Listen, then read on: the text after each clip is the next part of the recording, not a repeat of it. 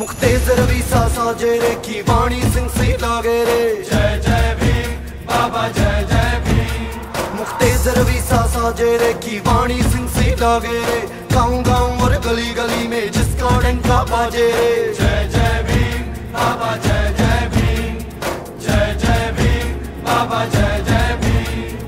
दलितों के उत्थान को लेकर रहा जो सबसे आगे, लड़ा अकेले दुनिया से वो सुख दुख अपना त्यागे। आंखों में समता की ज्वाला, आंखों में समता की ज्वाला, होठों पे ताली।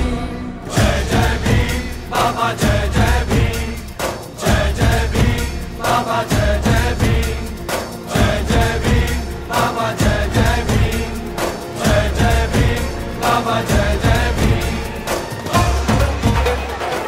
On the 122nd birth celebrations of Baba Saheb Ambedkar, we the people of India do appeal to the government to legislate special component plan for scheduled castes and scheduled tribes with the following principles.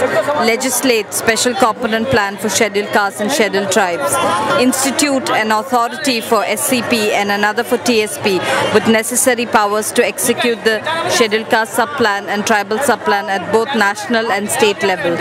The authority should have dedicated institutional setup at the central and state level, which shall allocate SCSP, TSP funds to the ministries, departments, duly taking into consideration the developmental needs of SCs and STs.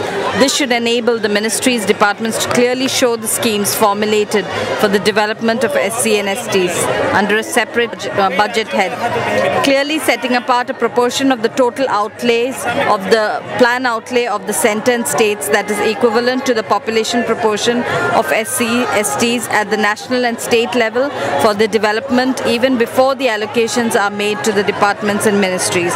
Encouraging participations of the concerned communities, CSOs and experts in planning, implementation and evaluation of the schemes.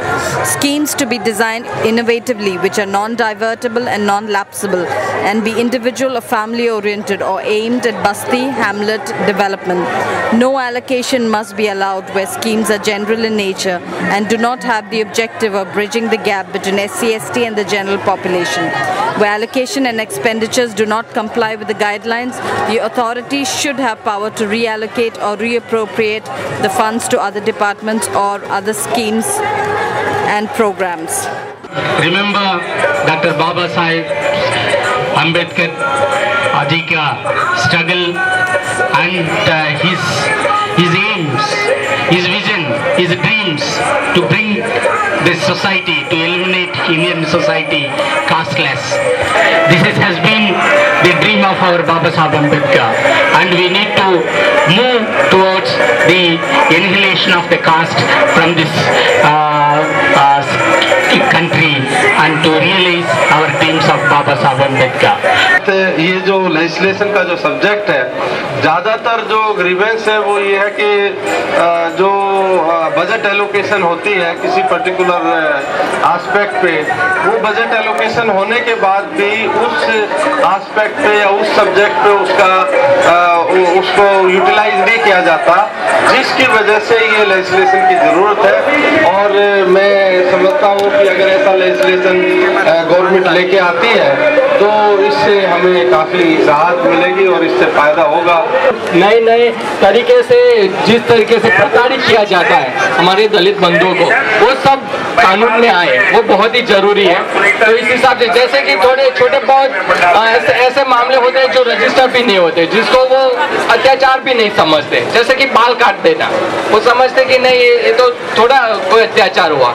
किसी के मुंह में कुछ पेशाब कर देना, हम बोलते हैं कि भाई ये अत्याचार नहीं है, ये मानवता के खिलाफ बड़ा अत्याचार है। ये SC/ST एक्ट के तहत हो या ना हो, ये मानवता के खिलाफ एक अत्याचार। तो ये सारी बातें आए इस पूरे संशोधन में, यही पूरा कैंपेन रहा है। ये एक राजनीतिक लड़ाई है। जब हम वोट देते हैं, हमारे वोट सदियों से लिए जा रहे हैं और परंतु हम लोगों को हमारा हिस्सा नहीं मिल रहा है। इसलिए मित्रों, ये जो हिस्सेदारी की लड़ाई है, इसको वोट के साथ जोड़ करके देखना पड़ेगा। जब तक हम लोग वोट के साथ जोड़ करके इस लड़ाई को नहीं देखेंगे तब तक हम कुछ हासिल नहीं कर पाएंगे। हम इस देश में जो आदिवासी अनुसूचित जाति के लोग, पिछड़े लोग हैं, निर्णायक भूमिका निभा सकते हैं। दलित महिलाओं के ऊपर जो उत्पीड़न हो रहे हैं, हर दिन कम से कम 3 दलित महिलाओं के ऊपर रेप की या कोई मारपीट की या गाली गलौज की कोई ना कोई खबर हमें सुनने को मिलती है। और ये भी सुनने को मिलता है कि सरकार उस चीज पे कुछ नहीं कर रही है। तो ये सोचने का प्रश्न हमारे दिमाग में आया कि सरकार दलित महिलाओं के लिए कुछ क्यों नहीं कर रही है। माना पूरी दलित कम्युनिटी के ऊपर बहुत कुछ हो रहा है, पर अगर हम उसको हटाकर देखें तो दलित महिलाएं जो है वो ज्यादा उत्पीड़न का शिकार हो रही है। तो NCDHR की एक ऐसा टीम, एक ऐसा छोटा सा ग्रुप सिर्फ दलित महिलाओं के लिए काम करता है और मैं उसी टीम की एक साथी हूँ। दलित और आदिवासी समाज से जुड़े बहुत से ऐसे मुद्दे हैं जिनकी जानकारी तक हमें नहीं है। हमारी कोशिश यही है कि जो गंभीर मुद्दे हैं, चाहे वो महिलाओं पर, दलित आदिवासी महिलाओं पर उत्पीड़न का मुद्दा हो, चाहे वो आदिवासी दलित उपयोजना को कानून बनाने का मुद्दा हो, चाहे वो अत्याचार निवारण कानून में बदलाव लाने का अभियान हो। हमारा ये जो मकसद है, आप लोग बैठे हैं, बहुत अच्छा लग रहा है कि कुछ लोग सुन रहे हैं बात को अच्छे से।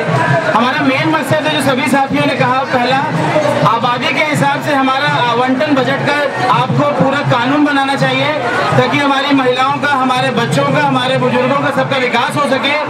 दूसरा, ऐसी योजनाएं बनाई जाए जो सीधे हमारे समाज को लाभ करे, ना कि फ्लाईओवर, ब्रिज, कॉमनवेल्थ गेम में हमारा पैसा लगाया जाए।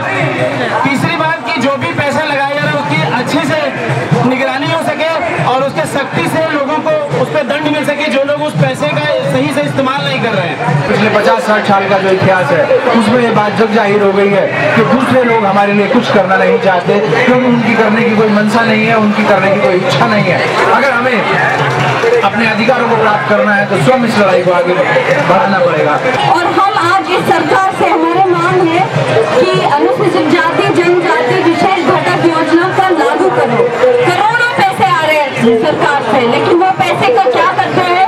हमारे तरक्की के लिए नहीं आते हैं, वो किसी और की तरक्की के लिए जाते हैं। तो आज हमारी यही मांग है कि जो अनुसूचित जाति जनजाति विशेष घटक योजना है जो सरकार ने हमारे तरक्की के लिए बनाया है, वो सिर्फ हमारे लिए यूज करे। उसके लिए हम लोग एक कानून लागू करने के लिए हमारी मांग है।